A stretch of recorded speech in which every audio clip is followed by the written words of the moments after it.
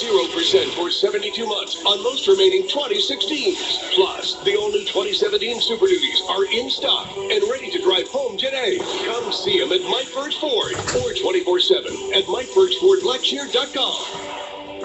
It's model year-end closeout time at Mike Birch Ford and Blackshear. We're overstocked on new vehicles and we need your trade. Huge savings and top dollar for your trade, plus up to $10,000 off remaining 2016 F-150. Selection's great. Many vehicles are below cost. Focus, Fusion, Escape, Flex, Explorer, and more. Plus our free lifetime powertrain warranty on all new vehicles. Stop the search. Call Mike Birch, 912-449-4446. 0% of approved credit on select models. See for details. Big Dog Country Radio, WIFO-FM in Jessup, 105.5 on your FM dial. Good morning, Butch Hubbard here with you. Here we are on a Tuesday morning, the 18th day of October. And remember, Archfest coming your way this weekend in downtown Jessup. And Bob and I'll talk about that just a little bit here on the Big Dog. But right now, your weather forecast here for Wayne and surrounding counties, just another good-looking day today. High today in the low to mid-80s, and the Omaha Rudolph's at 2.5 feet and falling. All right, it's now time for the world-famous Butch and Bob Show, brought to you by Mike Birch Ford and Blackshear by Jessup Premium Stores, located out here on the Waycross Highway. Also brought to you by Lightsy's Body Shop on Rainier Road. And also brought to you by Sonic Restaurant on South 1st Street. Good morning, Bob. Good morning. How are you today? Still trying to get over the weekend.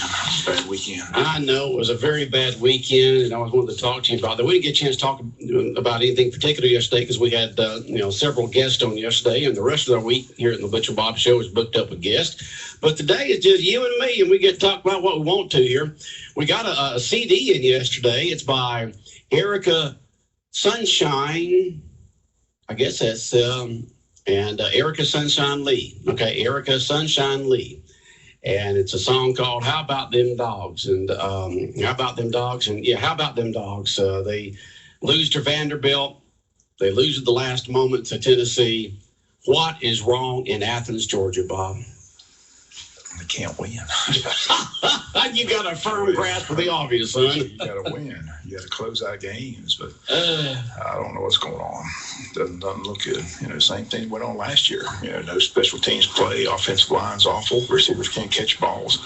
It's a repeat of last year's performance. So, it's just disappointing. It could be a lot better than what it was. If you hang on to beat Tennessee and you beat Vanderbilt like you're supposed to, you get excited about it. You're looking good, yeah. But the season now is just like how many more losses are to come. So it's just very disappointing what's taking place in Athens. But another good recruiting class expected to come. So as obviously they don't have the depth at certain positions that they want, and they don't have a receiving core that they would like to have.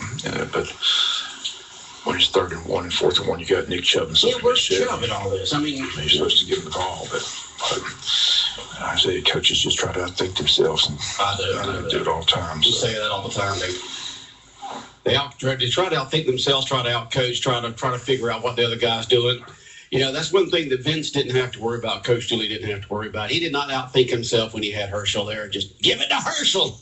Chuck Oliver yesterday said it best. Georgia should never lose to Vanderbilt. Never. Especially at home on homecoming day. So just inexcusable performance. Not good, like I said, but then, to make matters worse, Notre Dame loses again, Steelers lose, Ben Roethlisberger gets hurt, has to have surgery. It was just one.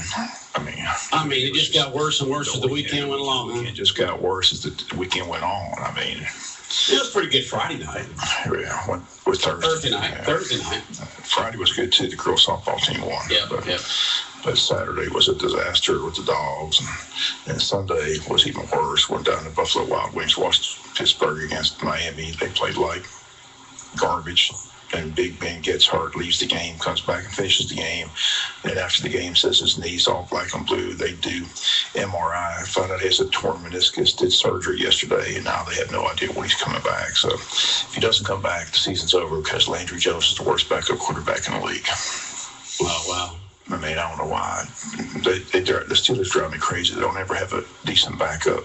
So just Landry Jones, it'll be awful. New England plays Pittsburgh this weekend. Oh, slaughter. Brady's going to tear them apart. It'll be a slaughter. because Landry Jones is awful.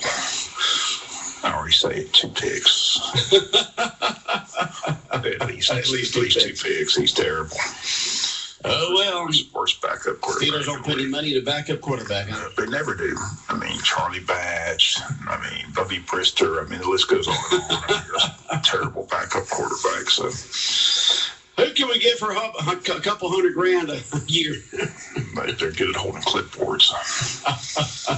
But believe me, he can't play a lick. So it's going to be an ugly performance on Sunday. But hopefully Big Ben will be back after this week. They have a bye week. So they say it's not a long-term injury. They say he can be back. So hopefully he'll be back, because without him, the season's lost. Mm-hmm.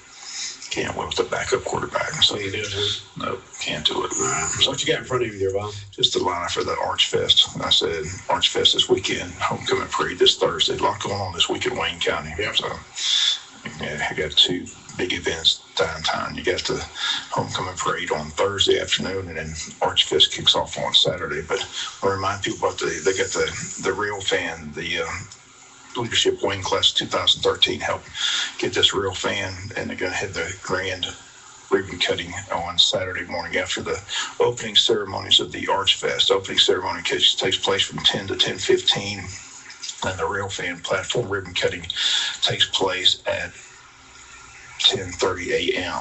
Again, they're going to have comments by Jason Deal, Real Fan enthusiast and staff writer for Blackshear Times, and then again, they're going to have the ribbon cutting, and everybody's invited to come down to the Real Fan and watch the grand opening. It takes place Saturday, 10:30 at 235 Northeast Broad Street. So, again, nice looking Real Fan. A lot of people do this. A lot of train enthusiasts sit there and watch trains all day long. So, well, if you wanted to see a train yesterday, you could have inspected every single cart on that thing for about almost 30 minutes in downtown Jessup yesterday.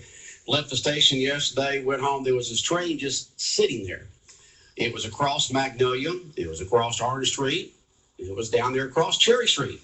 So I had to go all the way down to Pine Street, take the overpass, and it seemed like everybody else was doing the same thing because Pine Street was packed. Went home for a while, then had to go back out again. It's still sitting there. Still sitting there, And Pine Street's becoming packed because people are seeing this train's not moving. It's not going forward. It's not going backward. It's just got the entire downtown streets blocked off. And then I went and ran my errand. And when I came back, it finally had moved. But it was down there for a while, just sitting across all 3 of those tracks, forcing everyone down to Pine Street to the overpass. Just sitting there.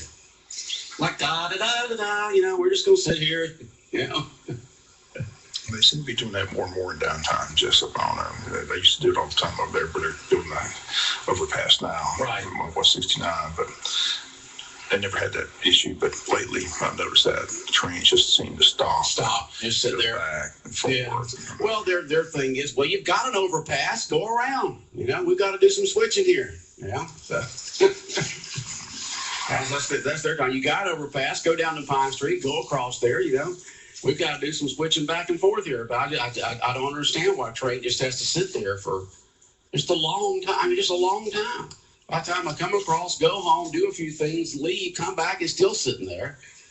Everybody's heading down the side streets to Pine Street. But that's just the way it is. I don't know why. I guess you could get off there and go knock on the front of the train, the engineer there, and say, "What are you doing?" I don't know if they'll answer you.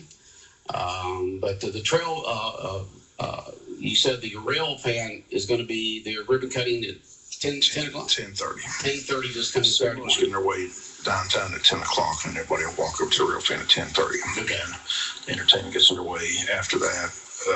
Angelique Studio from 10:15 to 10:45. Tyler David Jacobs from 10:45 to 11. Jimmy's Gems from 11 to 11:30. Young Attitudes Dance Center from 11:30 to 12. 12 to 1. Again, Corky's World Class Karate, always a popular event in downtown Jessup. Then 1:15 to 1:45, Downtown Merchants Fashion Show, and Haley Graham coordinating that. Then 1:45 to 2:15, the ARF Dog Show. Again, it's a different dog show this year. ARF's going to come on with their dogs. And again, if you like to adopt a pet, it's a good time to do it. Again, they'll have their dogs there to show to you. So again, if you're looking for a pet, a good time to pick one up 1:45 to 2:15 at the Arf Dog Show.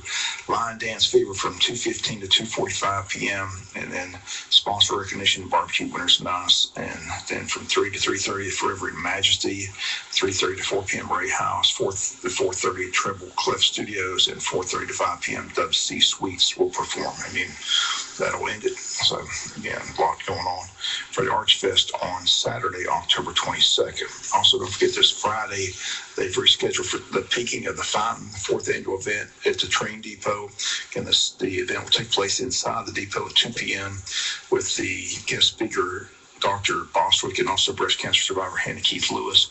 The Pinking of the Fountain balloon release and refreshments will follow the ceremony. So again, everyone's invited Friday downtown Jessup, 2 p.m. at the depot and the water fountain for the Pinking of the Fountain, which is always fun. P-I-N-K-I-N-G, pinking of the fountain. They're turning the water from clear to pink. Right. Okay. So a lot going on. Yes, sir. And the hospital still has their breast cancer girls' night out event. Again, tonight's another one of those nights, October the 18th. They've got one set for Thursday, and then next week, Tuesday and Thursday, 25th and 27th. So there's 4 nights left for the girls' night out event at Waymore Hospital. Again, mammograms are ordered by a physician. Again, all participants must have a scheduled appointment. Mammograms need to be scheduled to the centralized scheduling department. Again, those numbers are 530-3197, 530-3272, and 530-3230. So again, girls' night out event taking place all this month. Breast Cancer Awareness Month here in Wayne County and nationwide. So a lot going on. All right. Just got a text in. Remember, if you ever got any questions or comments for us here at the radio station, even during the world famous Butch and Bob Show, you can text us here at 912-427-3711. Our main studio and business line is text enabled, 912-427-3711. You can text in questions, comments, that kind of stuff, anything you want. It says, please announce, Bob is here, please announce Ducks Unlimited Sportsman Night Out. Ducks Unlimited Sportsman Night Out is November 11th at 6 p.m. at Mossy Pond in Offerman, Georgia. 12 guns giveaway, coolers, mini coolers, hunting trips giveaways. If interested or need more information, call 294-0323. That's, of course, that's area code 912-294-0323 or 912-425-1020, 425-1020 if interested in attending. That's the Ducks Unlimited Sportsman Night Out. And that's going to be at Mossy Pond in Offerman, Georgia. And that's where Chad usually has his gathering each year. That should be coming up soon. It's right before the Georgia, I guess it'll be next week, right before the Georgia-Florida weekend. It should be next week, Georgia-Florida. Yeah. Chad Nimmer will have his little get-together down there. I think it's the Wednesday before the Saturday game, right? It's called Peanuts, Pines, and Politics. Yeah, Peanuts, Pines, and Politics. Chad Nimmer will have that little get-together down there at Mossy Pond down in Offerman. So, but once again, Ducks Unlimited Sportsman Banquet on November 11th. All right. Speaking of politics, we got the chamber event today. Today?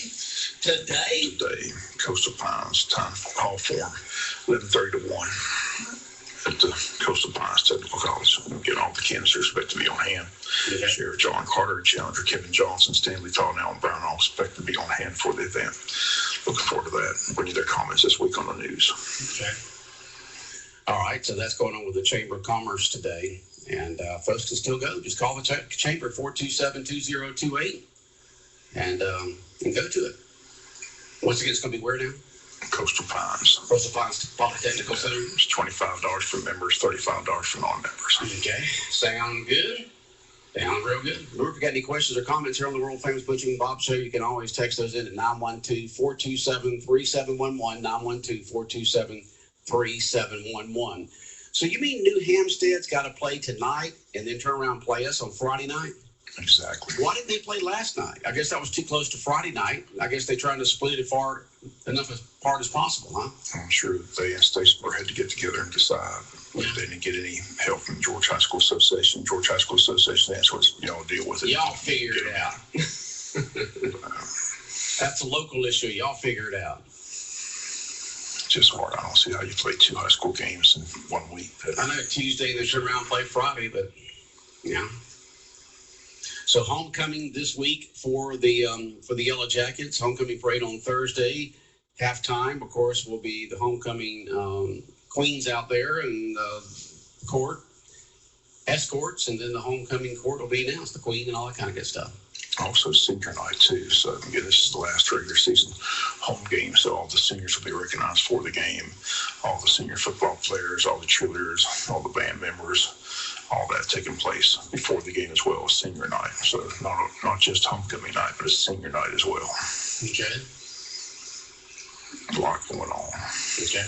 Sounds good. You know, I was looking around on my smartphone here, and I did not realize that I had an app, and I guess they put this app came on here when I bought the phone. I really didn't pay much attention to it, but, you know, you fiddle around with it sometimes, and it's got S Health on there, that Samsung Health, and it's got just about everything on there that you can think of that when it comes to your health. First of all, it'll count your steps you take each day, okay, and it restarts every single midnight. And it starts all over again. So far today, I've made 1,060 steps. And you're supposed to make, 10,000 steps a day? I made like 8,600 yesterday or something like that. It shows the fact that I made most of my steps between 6 a.m. to 7 a.m., which is true because it's one time I got up at 6 a.m. You put it in your pocket and it counts your steps. You know, you just keep it on you. And it's also got a thing on there where you can start running, and it'll take you'll do your time and how many steps you're taking if you went running, if you want to reset that right there. It's got track your caffeine intake. If you want to go for a walk, it takes that. It's got your blood pressure. Somehow you put that up to you somewhere there and do the blood pressure. It's got everything in the world on there that you can think of when it comes to help make you healthy tips and stuff like that. So isn't that something, Bob? I just never didn't know that was on there. It's called S Health. They're on my phone. Something else to worry about. Wondering, taking a look at it every day. Well, how many steps am I at? How many steps am I at? It's not the one that catch you on fire, does it? No. This is not the new thing. I've had this one here for a while, so no, it's not catching on fire. That's pretty sad. They're trying all these phones. They're all catching on fire. Because of the batteries. You know, don't they check these things out beforehand? Don't they try them? Don't they, executive somewhere, the R&D department say, let's try this out for a month or so and see if this thing works. Oh my God, it caught my pocket on fire. We might not want to put these things out there. Yeah. I don't know, but that's pretty bad when you got to call back phones because things catching on fire because of batteries. All right, the time now 17 minutes after 8 o'clock. World famous Butch and Bob show for this Tuesday morning. And let's see here. Hey, Bob, I missed the first part of the show. So in case you haven't addressed it, what's going on with the dogs? Is the O-line the problem? There's a lot of problems.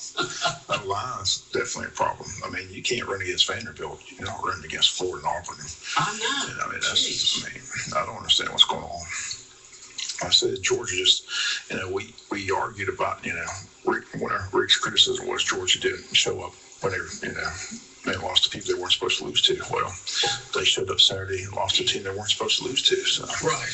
I said nothing's really changed. And I said the offensive line's atrocious. The special teams play continues to be a debacle. Can't understand why they can't get a special teams coach in there in Athens, Georgia. The kicker did kick 3 field goals, but before that it's been terrible. So but I don't understand, And like I said, 3rd and 1, 4th and 1, I got Nick Chubb. I'm sorry, he's getting the ball. It's a no-brainer. It's not rocket science to say. So, same thing in South Carolina. We didn't get to talk early. Sorry.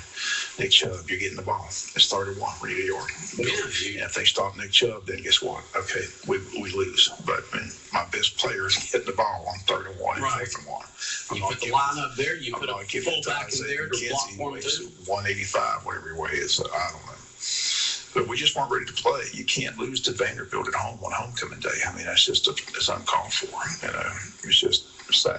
The Tennessee game should have been won. Just let that slip away by not knocking the ball down the end zone. So it's pathetic. Richard Room called the biggest choke job he's seen in 10 years of college football. So, I mean, it's just sad. I don't know what's going on. It's just the talent level just doesn't seem to be there. They talked about Ledbetter's going to play. I never heard his name mentioned. Finally gets out of that 5-game suspension. It's supposed to be some big dominant defensive end, defensive lineman. Never heard his name. Never heard him make a tackle. So I don't know what's going on. It just doesn't look good. But the quarterback's a problem too. He's very inaccurate. He's just. I don't know why they're not playing a 5-year senior for Eason. Let him let Eason develop. I don't understand that. I don't know what the deal is with Eason, but he's very inaccurate. I mean, guys are wide open. He's not making the plays. I don't know if he doesn't make the right read what it is, but I'm not sold on him. I'd be glad when Fromm gets there next year from Houston County. Good. You got a 5th-year senior there. Won you a lot of games last year. Great pass efficiency. Doesn't make those. I don't understand their thinking up there in Athens when you put a first-year freshman and he hasn't proved himself, and you got a 5th-year senior because sometimes it comes down to those experienced decisions out there when you're on the field. Well, should you throw this? Should you throw here? Should you throw to that guy? Should you just eat the ball? It's a freshman from high school played in Washington State just doesn't have the experience. He's the freshman sensation. He's the whatever. Yeah. They need Grayson in there. Just sad. But the offensive lines, I don't know what the offensive line's problem is that you just can't block. They cannot run the leg against me. I think we'll have 54 yards total offense. Isn't it terrible against Vanderbilt? I don't know. You got 300-pound guys up there that can't move anybody. Still can't tackle. I mean, we just go up and try to push people down instead of tackle. That's different when you watch Alabama. Alabama, they tackle. They make open field tackles. I mean, but they've got talent everywhere you look. I mean, that was a dominating performance against Tennessee. Can you believe that? The way they dominated Tennessee. I mean, Tennessee's a good team. They were talking about that yesterday on Fox Sports Radio. It's not like Tennessee was some pushover team. They were, ranked in the top 10. Lots of talent, and everybody ought to be worried about Alabama right now and what they did to Tennessee this past weekend. Tennessee at home. Yeah. But Alabama still has LSU, I think. They still got Texas A&M this weekend. They still have some tough games, but they definitely look like the best team in the SEC by far. And second place doesn't even look close. I mean, it just looks like the sad thing is they said that we may see a repeat of the Tennessee-Alabama game at the Georgia Dome for the SEC title game. Yeah. Because right now Tennessee's in the driver's seat for the SEC East title. So, but if it's a rematch, I don't see it being much different than what it was Saturday. I know that's what Chuck Oliver was saying yesterday. Chuck Oliver has a show on our AM station, Fox Sports Radio, 1370 AM, The Buzz, WLOP, between 5 and 7. He talks nothing but college football all year long. And he was saying, nothing against you Tennessee fans out there, but who wants to see this again? Who wants to see I'd rather see Alabama play Florida, he said, in the SEC championship, because who really wants to see the Alabama-Tennessee game again, nothing he had, nothing against Tennessee. It's just he wanted something different for the SEC championship games. He was hoping it was going to be, Alabama-Florida. So it's all coming down to the Final Four again. Clemson survived against NC State. They should have lost that game. I mean, NC State's got a chip shot field goal and they miss it. They go to overtime. Clemson wins. Same thing with Ohio State. Wisconsin had a chance to beat them, but Ohio State survives in overtime. So, I mean, while teams are surviving and barely getting by, Alabama just goes out there and just whips people up and down the field. It's not even close in my opinion. I know they change assistant coaches all the time, offense, defense, and stuff like that. But Nick Saban always seems to put together a winning formula there in Tuscaloosa. Someone just texts in and says, it's bad when a lineman can transfer from Rhode Island and win a starting job. Talking about Georgia. A guy transfers from Rhode Island and gets a starting job from Rhode Island to supposedly a premier SEC football program he can start. If you can help, we'll take him. We'll take all the help we can get. Just needs something like a block. Doesn't matter. I don't care where they come. Wherever they come from. I don't care if they come from Egypt, wherever. I don't care. As long as they can block. Who cares where they come from? We need some offensive linemen. Yeah, what are the sumo wrestlers? We need a couple of those big sumo wrestlers from Japan to come over and be our tackles up there, guards. Some big guys up there, just blow them off the line, It's just sad. It's midway through the season. It's just a disappointing season. It's not what anybody expected. I mean, everybody thought we were going to go out there and be able to compete for the SEC East and be able to beat Tennessee at home, but I had Tennessee beat. We beat them. We should have beat them. And then we should have Hail Mary. Yeah, we should have that Hail Mary pass, and we just let it get past. I don't see how they do that. You practice that, to get up there on the goal line, to knock it down. You get in front of the receiver. You stand between him and the ball. You force him to the out the end zone in the back. I mean, you practice it and practice it and practice it. But you're talking about kids out there in the heat of the moment. They just all thinking they're going to be the superstar and knock it down. They get out of position. They don't stay where they're supposed to. This happens all the time. Oh, it does. You see Hail Mary passes caught all the time. One guy there, and there's 4 defense guys around him. He jumps up and gets the ball. You see it all the time. It's amazing. Absolutely amazing. Oh, well, dadgummit. Let's see, there's some, this weekend, there's some teams that are off this weekend, aren't they? Georgia's off, Tech's off, and Southern's the only ones getting action locally here. They go to New Mexico. Yeah, they got to go way out to New Mexico. It'll be 8 o'clock game.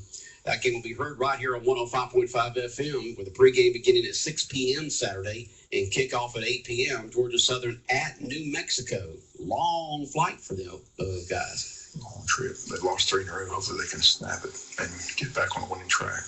Yeah, their big rivalry game is the following weekend on October 27th. They got Appalachian State coming to town in a night game there at Folsom Stadium. That's a Thursday.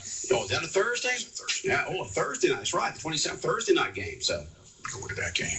Okay, on a Thursday night game, they're 27th. Looking forward to it. Okay. So, but Georgia Southern on the road this week at New Mexico.